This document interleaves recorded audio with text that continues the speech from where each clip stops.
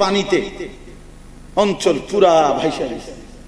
ওয়ায়াজআলুকুম খুলাফাআল আরদ, জমিনে আল্লাহ বলেন আমার প্রতিনিধি হিসেবে থাকতে দেই বান্দা আমি। আসমান স্বাভাবিক রাখছি আমি, জমিন স্বাভাবিক রাখছি আমি, নদী স্বাভাবিক রাখি আমি, আলো অন্ধকার স্বাভাবিক রাখি আমি। আমি এক সুতা অদল বদল, এক সুতা একটু নড়াচড়া করলেই সব তস্ত হয়ে যায়, সব তস্ত। আমার কুমিল্লা, আমার ফেনী, আমার বাড়ি তো প্রতি ঘন্টায় ঘন্টায় বাসায় ফোন দেয়, কি হয়েছে এখন, কি অবস্থা, এখন কি অবস্থা। সারাটা অঞ্চলের মানুষ কি পরিমাণ চিৎকার করতেছে বলে। আমার আপন ভাগ্নি ফোন দিয়েছে বিকালবেলা, আপন ভাগ্নির দুইটা বাচ্চা, একটা 2 বছর, একটা 4 বছর, মাথার মধ্যে কইরা এরপরে ভাগ্নি জামাই সহ আপনার এই গলা পানি, এরপরে আইয়া আরেক জায়গায় উঠছে। এই আজকে বিকালে নাঙ্গলকোটা আমার আপন মেজ বোনের মেয়ে, বড় বোনের বাসার কোনো খবরই পাচ্ছি না, ফোনে ঢুকতেছে না কোনোভাবে, একদম বন্ধ। এজন্য বাপ আমার আল্লাহকে না ভোলা, আল্লাহকে না ভোলা, আল্লাহকে না ভোলা, আল্লাহকে না ভোলা, আল্লাহকে না। সুখে থাকি, দুঃখে থাকি, আনন্দে থাকি, বেদনায় থাকি, সুখ আর স্বাচ্ছন্দ্য সব অবস্থাতেই, দুঃখ আর বেদনা সব অবস্থায় আল্লাহর দিকেই ফিরে থাকা, রাসূলুল্লাহ সাল্লাল্লাহু আলাইহি ওয়াসাল্লামকেই আপন মনে করা, সবচেয়ে পরম প্রিয় বন্ধু মনে করা তাকেই, যিনি আমার জন্য রাতেও কেঁদেছেন, দিনেও কেঁদেছেন, যিনি আমার জন্য 23 বছর কেঁদেছেন, যিনি আমাদের জন্য ইন্তেকালের মুহূর্তেও জিবরাইলকে বলছে, জিবরাইল আমি চলে যাব ঠিক আছে, কিন্তু আমার মনিবকে, আমার আল্লাহকে বলো না আমি চলে যাওয়ার পর আমার উম্মতের সাথে কি আচরণ করব। গোটা হাসরের ময়দানে সব নবী, রাসূল, সাহাবা, আউলিয়া, গাউস, কুতুব যা বলেন, সমস্ত নেককার অথবা সমস্ত মানুষ সবাই যখন বলবে, সমস্ত মানুষ নবীরা পর্যন্ত, ইয়া রব্বি নাফসি নাফসি, আয় আল্লাহ আপনি আমাকে বাঁচান, আমাকে বাঁচান, আমাকে বাঁচান, আমাকে বাঁচান, তখন শুধু একজনই বলবে, ইয়া রব্বি উম্মতি উম্মতি, আল্লাহ আমার উম্মতকে বাঁচান, তিনি আমার আপনার, তিনি আমার জন্য কাঁদতেছেন, কাঁদবেন, তো সেই তাকে ভুলে না যাও, বলেন ইনশাআল্লাহ। আমার কথা হইল আপনাদের ইমাম সাহেব উপযুক্ত ইমাম, বিশ্বাস করে বেতাকাল্লুফ বলতেছি, লৌকিকতা ছাড়া, আপনাদের খতিব সাহেব উপযুক্ত আলেমে দ্বীন হুজুর, আমারও শ্রদ্ধেয়, আপনাদের উপযুক্ত, আলহামদুলিল্লাহ আপনারা প্রত্যেকে ইনশাআল্লাহ পুরা জিন্দেগি সুন্নাতের উপরে ধরে ধরে একটা একটা করে নবী সাল্লাল্লাহু আলাইহি ওয়াসাল্লামের সুন্নাতের উপরে উঠবার মজবুত সিদ্ধান্ত নেন ইনশাআল্লাহ, বলেন ইনশাআল্লাহ। চেহারা, সুরত, লেবাস, পোশাক সুন্দর করে, সুন্দর করে, দাড়িবিহীন মুসলমান দাড়ি রাখি, দাড়ি রাখি, এটারে আপনি ওই কোন রকম অন্য কোন মোড় দিয়েন না, রূপ দিয়েন না, পণ্ডিতি কথা কইয়েন না, এমনি এটা ইনসাফের কথা। নবী সাল্লাল্লাহু আলাইহি ওয়াসাল্লাম আজকেও আমার মসজিদে আসরের নামাজের পরে হাদিস থেকে তালিম করছে, রাসূলুল্লাহ সাল্লাল্লাহু আলাইহি ওয়াসাল্লাম বলেন 10টি বিষয় মানুষের স্বভাবজাত, মানে আল্লাহ তাআলা যেভাবে বান্দাকে সৃষ্টি করেছেন, সৃষ্টিগত অভ্যাস, সৃষ্টিগত অভ্যাস, একেবারে তাকে সৃষ্টি করেছেন যেই রুচি দিয়া, যেই মেজাজ দিয়ে, যেই অভ্যাস দিয়ে আল্লাহ পাক মানুষকে বানাইছেন, খোদার কসম নবী বলছে এই রুচি, এই মেজাজ, এই অভ্যাসের সাথে সংগতিপূর্ণ 10টি বিষয়ের একটি হলো মোষ ছোট করা, দাড়ি লম্বা করা। আশারুন মিনাল ফিতরা, 10টি ফিতরাত, ফিতরাত এটা সুস্থ স্বাভাবিকতা, মানুষের একদম স্বাভাবিক অভ্যাস, এর মধ্যে এটা একটা দাড়ি লম্বা। এটার মধ্যে এত কোনো ফ্যাসানির ফুসানির কিছু নাই, কতটুকু হইলে চলবে হুজুর, এটা নিয়ে এত বাড়াবাড়ির কি আছে, আপনারা একটু বড় হন, মাইন্ড বড় করেন না। আমার মাইন্ড অনেক বড়, আমি কদ্দুস আমি কত বড় কলজার দরকার, আপনি আইসেন, আপনি কি আমি কিতা খাইবেন, আমার খাওয়া মায়ের, আমার মাইন্ড ছোট, আপনি কেমনি বুঝতে কত বড় মাইন্ড দরকার, আমি কি দিয়ে বুঝাইতে চাচ্ছেন? আমার বাড়ির থাকবে তো বাড়ির জায়গা দিন, আমার গাড়ি চলবেন তো গাড়ি ওঠেন, ভাত খাইতে চান চলেন আমার লোক ভাত খাইবেন, কি আমার এনে সংকীর্ণতার কি আছে এখানে? ইসলাম পেশ করা, নবী সাল্লাল্লাহু আলাইহি সাল্লামের সুন্নাত পেশ করা, যিনি সকলের কাছে, আরে প্রত্যেকের কাছে তিনি শ্রেষ্ঠ, তার আদর্শ, তার সুন্নাত, তার শ্রেষ্ঠ কিনা বলেন? এটা তো বারবার প্রমাণিত, বারবার, একবার দুইবার না, একবার দুইবার প্রমাণিত। এই জন্য আমি মনে কষ্ট নিয়ে মনে কষ্ট নিয়ে আমায় একজনে বলছে হুজুর এই ছাড়ার ওয়াজ দেয়, আমি কই এর আগে যেটি করছি আর আরো আছে, আমি তো মাহফিল কি শেষ নিয়ে আইছি, আরো আরো আল্লাহ বাঁচান আরো ওয়াজ করুন না, কই সারা বলে আরো ওয়াজ না, আরো আছে ওয়াজ, কও কি অন্য তো শুরু না, আগামী মাসে আবার ইসলামী মসজিদ হবে না, তারও ওয়াজ হবে। আল্লাহ আমাদেরকে তৌফিক দান করেন। এজন্য ওমা আরসালনা মির রাসূলিন ইল্লা লিইউতা'নিল্লাহ, আল্লাহ বলেন আমি রাসূলকে পাঠিয়েছি শুধু আনুগত্যের জন্য। অতএব আনুগত্যবিহীন, শেষ এই কথাটার এই প্রসঙ্গের মনে রাখবেন, আনুগত্যবিহীন, নবীজির অনুসরণবিহীন নবীকে ভালোবাসার কোন রকম প্রমাণ হাসরের ময়দানে আপনি দেখাইতে পারবেন না।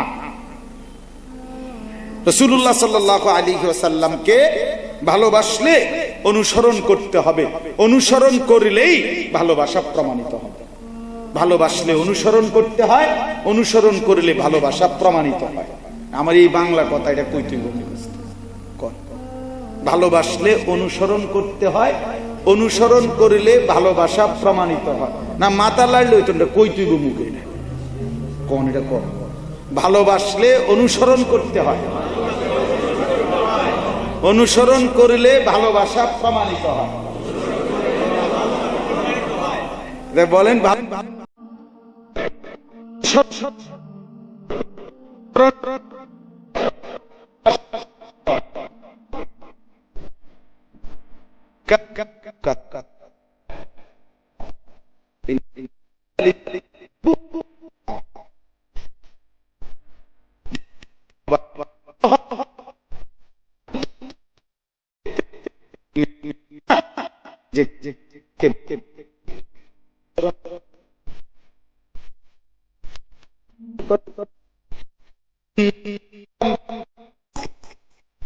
তো মুক্তি চাও আখিরাতে, কিন্তু চলো তো তার ভিন্ন পথে, তার পথ তো চলো তো।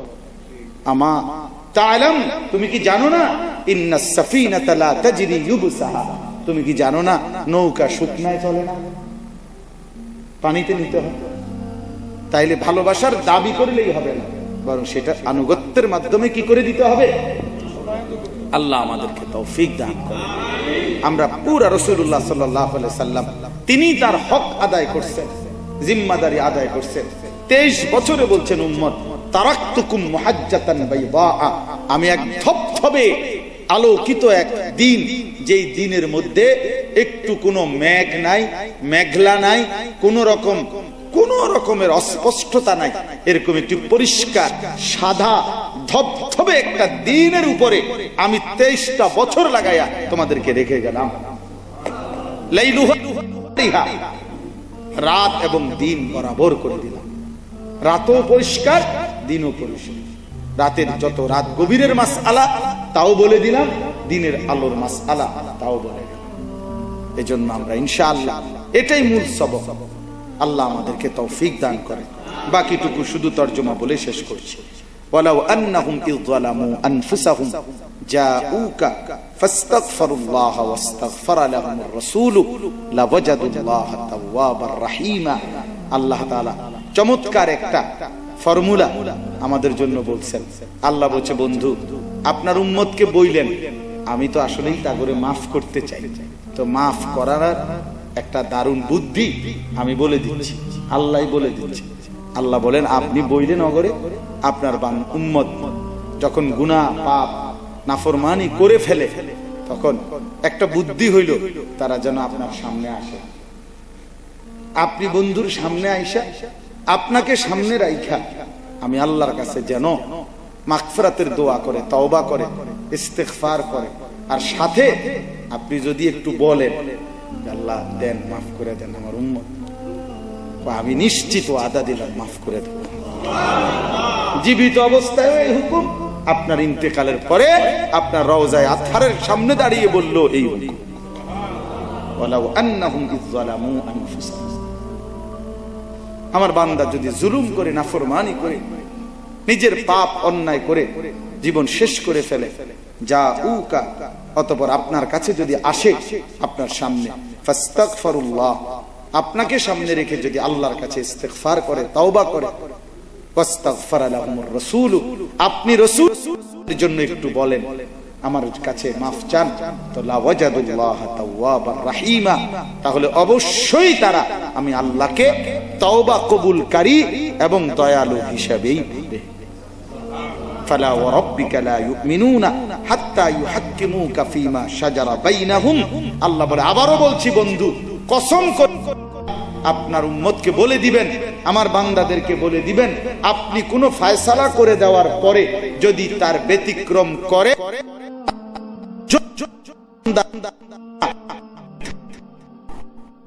ওয়াইদা মারিদতু ফাহুয়া ইয়াশফি। কথা বলার ঢংটা দেখেন, ইব্রাহিম আলাইহিস সালাম এর বলার আদব। তিনি বলেন নমরুদকে, আমি যখন অসুস্থ হয়ে পড়ি তো আমার আল্লাহই আমারে সুস্থ করে দেয়। তো তাফসীরের মধ্যে লিখছে আসলে অসুস্থতা সেটাও তো আল্লাহই দেয়, তো সুস্থতা সেটাও আল্লাহই করে। তো এইটা এভাবে বলতে পারতেন যে আমার আল্লাহই আমারে অসুস্থ বানায়, আমার আল্লাহই আমাকে সুস্থ বানায় না, অসুস্থ বানায়, এই কথাটাও তিনি আল্লাহর দিকে নিসবত করেন নাই, যদিও এটা আল্লাহই করে, কিন্তু বলছেন আমি যখন অসুস্থ হয়ে যাই, তো কেন হই, কে করে সেটা তো বুঝেনি, কিন্তু এরপরও মুখে বলে নাই, বরং আল্লাহর কথাটা বলতে গিয়ে বললেন আমার আল্লাহই আমাকে সুস্থ করে দেয়। এই বলার ঢং, বলার আদব, বলার আদব। নবীদের, আমাদের প্রিয় নবী সাল্লাল্লাহু আলাইহি ওয়াসাল্লামের বলার আদব আল্লাহ তাআলার নিকট অনেক অনেক সুন্দর ঢং ছিল। হাদিসের মধ্যে আছে নবী সাল্লাল্লাহু আলাইহি ওয়াসাল্লাম তায়েফের ময়দানে রক্তাক্ত হয়ে, ভীষণ রক্তে আহত হয়ে যখন পাথরের আঘাত খেয়ে ফিরলেন, তো একটা বাগানের মধ্যে আশ্রয় নিলেন। ছেলেগুলো যখন ফিরে গেল, তো রাত্রিবেলা নবী সাল্লাল্লাহু আলাইহি ওয়াসাল্লাম একটা লম্বা দোয়া করছিলেন। নবী সাল্লাল্লাহু আলাইহি ওয়াসাল্লামের সমস্ত দোয়ার মধ্যে এটা সবচেয়ে হৃদয়গ্রাহী, বেদনা ভরা, চোখের পানি ভরা দোয়া। এটা ফাজাইলে আমালের মধ্যেও এটা দোয়াটা আছে। ফাজাইলে আমালের হেকায়েতে সাহাবা আসার পরে যে তালিম হয় স্বাভাবিকভাবে, বা সাহাবীদের জীবনীর তালিম যে অংশটা হয়, সেটার একবারে প্রথম ঘটনার মধ্যে আছে এই দোয়াটা। অন্যান্য কিতাবে তো আছেই, তো সেখানে আছে যে আল্লাহ তাআলার কাছে প্রিয় নবী সাল্লাল্লাহু আলাইহি ওয়াসাল্লাম বলছেন, আল্লাহুম্মা ইলাইকা আশকু দুআফা কুওয়াতি, আল্লাহ আমি প্রথমেই আমার সামর্থ্যের দুর্বলতা, আমি এটাই আপনার কাছে স্বীকার করছি। আমি ঠিকমতো বলতে পারি না, আমি ঠিকমতো বুঝাইতে পারি না, ভীষণ আহত, সারা দেহ রক্তাক্ত, কিন্তু তবুও তিনি নিজের দিকে ফিরাইছে, আল্লাহ আমি ঠিকমতো বলতে পারি না, আমি দুর্বল। ওখানে একটা সাংঘাতিক কথা আছে, নবী সাল্লাল্লাহু আলাইহি সাল্লাম কি পরিমাণ ব্যথা পাইছেন সেটার প্রমাণ এটার ভিতরে আছে। তিনি বলছেন যে ইলা মান তাকিলনি, আল্লাহ আমারে কার কাছে দিলেন, কার কাছে পাঠাইলেন? এ কেমন মানুষ যে আপনার দিকে ডাকে, তাকে এইভাবে পাথর মারে, এইভাবে আঘাত করে।